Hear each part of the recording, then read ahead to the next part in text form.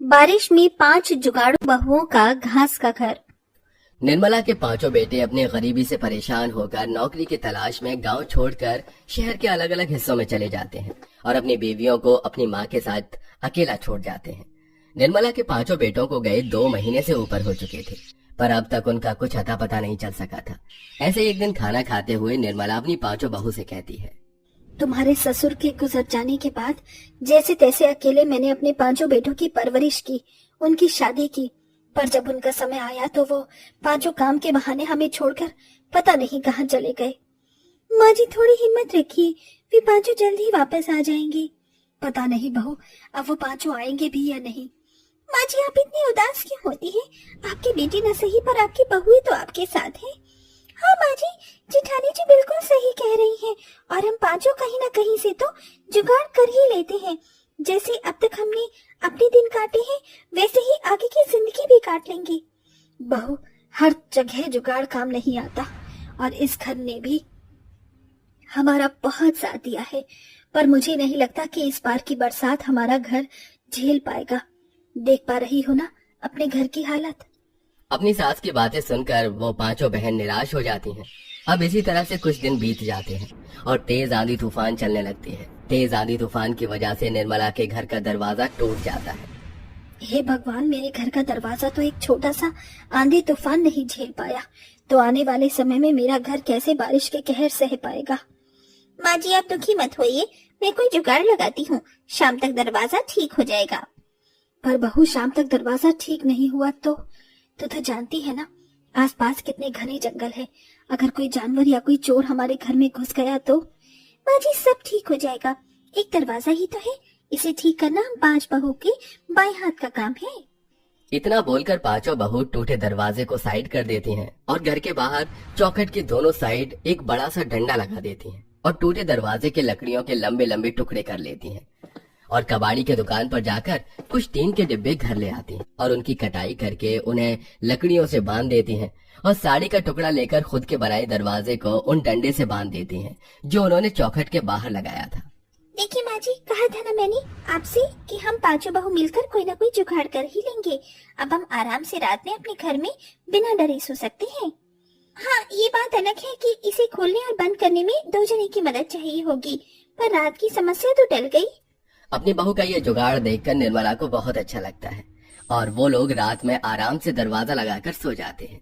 अब इसी तरह से कुछ दिन बीत जाते हैं और पांचों बहू आए दिन कोई ना कोई जुगाड़ करती ही रहती। ऐसे ही एक रोज हल्की हल्की बारिश होती है और घर की छत टपकने लगती है, जिस पर अंजलि अपनी जेठानी और देवरानी से कहती है, जेठानी जी, माँ जी बिल्कुल सही कह रही थी, इस बार हमारा घर बारिश के कहर को नहीं झेल पाएगा, हमें कोई जुगाड़ लगाना होगा।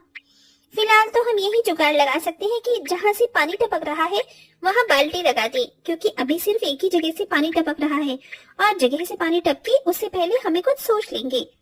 निर्मला की पांचों बहू जहाँ से छत टपक रही थी वहाँ बाल्टी लगा देती हैं और बारिश के रुकने का इंतजार करती हैं। जैसे ही बारिश रुकती है वो पांचों खेत में सूखी लकड़ियाँ ढूंढने के लिए निकल जाती हैं, पर बारिश होने की वजह से उन्हें कहीं भी सूखी लकड़ियाँ नहीं मिलती। जेठानी जी, बारिश की वजह से सारी लकड़ियाँ गीली हो गई हैं और घर में जो गैस रखा था वो भी खत्म है। 1 हफ्ते होने को आ गए। पैसों की तंगी की वजह से हम गैस तक नहीं भरवा पा रहे। अभी छत की समस्या हम हल ही नहीं कर पाए कि खाने की समस्या सामने आ गई। कुछ तो जुगाड़ करना ही होगा, वरना हमें आज भूखा सोना पड़ेगा। अब पांचों बहुएं अपना दिमाग लगाती हैं और इधर उधर देखती हैं। तभी कंचन की नजर एक झोपड़ी पर पड़ती है। उस झोपड़ी में काफी सारे सूखे पत्ते रखे हुए थे। ये देख कंचन अपनी देवरानियों से कहती है, अरे अंजलि, काजल, रिया, नीतू, ये झोपड़ी तो शांति काकी की है ना, जो रोड से पत्ते हटाने का काम करती है। हाँ, पर आप ऐसा क्यों पूछ रही हैं? आखिर ये सूखे पत्ते हमारे किस काम आएंगे? नीतू काकी इन सूखे पत्तों का कुछ नहीं करती और न ही गांव का कोई व्यक्ति सूखे पत्तों का इस्तेमाल करता है, और काकी इन सूखे पत्तों को इस झोपड़ी में इसलिए रखती थी ताकि ये सूखे पत्ते दोबारा से फैल न सके। मैं समझ गई आप क्या कहना चाहती हैं। तो फिर देर किस बात की है, ले चलते हैं सूखे पत्ते को अपने घर, ताकि हम अपना खाना चूल्हे पर बना सकें।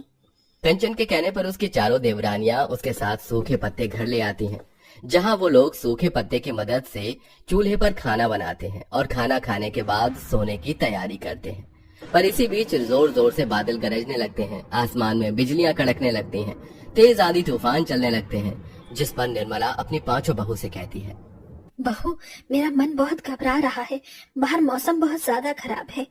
माँ जी डरिए मत, सब ठीक हो जाएगा। बस जैसे तैसे आज की रात कट जाए। हम कल सुबह होते ही सबसे पहले अपने घर का ही जुगाड़ करेंगे। आंधी तूफान के साथ अब तेज बारिश भी शुरू होने लगती है। तेज बारिश को देखकर निर्मला की चिंता भी बढ़ने लगती है और आखिर वही होता है जिसका डर निर्मला को था। अब घर की छत आधी टूट जाती है और बारिश का सारा पानी घर में आने लगता है। देखा बहू, मुझे जिस बात का डर था वही हुआ।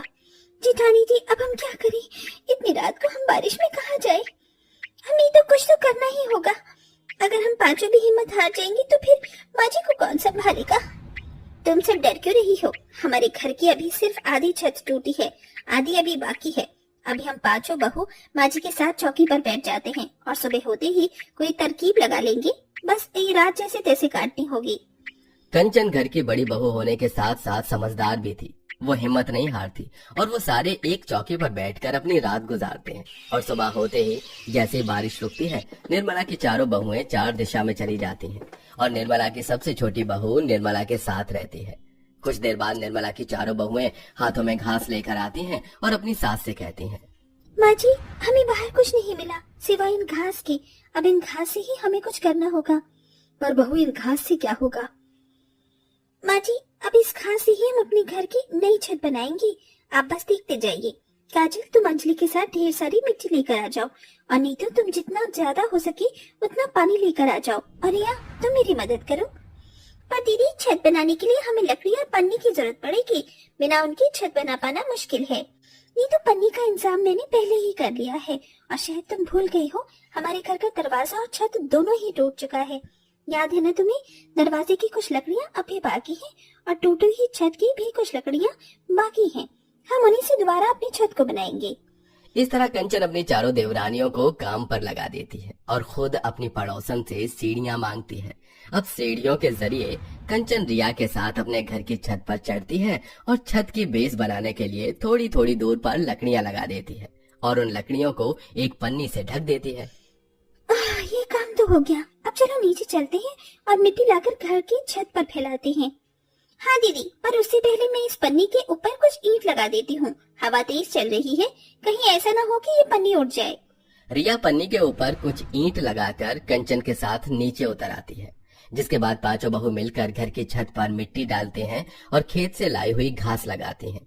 ये देख निर्मला अपनी बहू से कहती है, बहू, हमें छत बनानी थी, ना कि छत पर घास की खेती करनी थी। माँ जी, ये घास की खेती नहीं, घास की छत है। इससे हमें दो फायदे होंगे। पहला ये कि बारिश का पानी घर में नहीं आएगा और दूसरा ये कि बारिश की वजह से जब तक घास गीली रहेगी हमारा घर भी ठंडा रहेगा।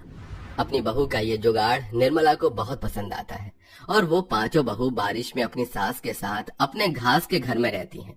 अब इसी तरह से कुछ दिन बीत जाते हैं और कुछ ही दिनों बाद निर्मला के पांचों बेटे भी गांव वापस आ जाते हैं और अपनी कमाई के पैसे अपनी माँ के हाथ में देते हुए बोलते हैं, माँ, हम जानते हैं हमारे जाने के बाद आप सबको बहुत दिक्कत हुई होगी। हमें माफ कर दो।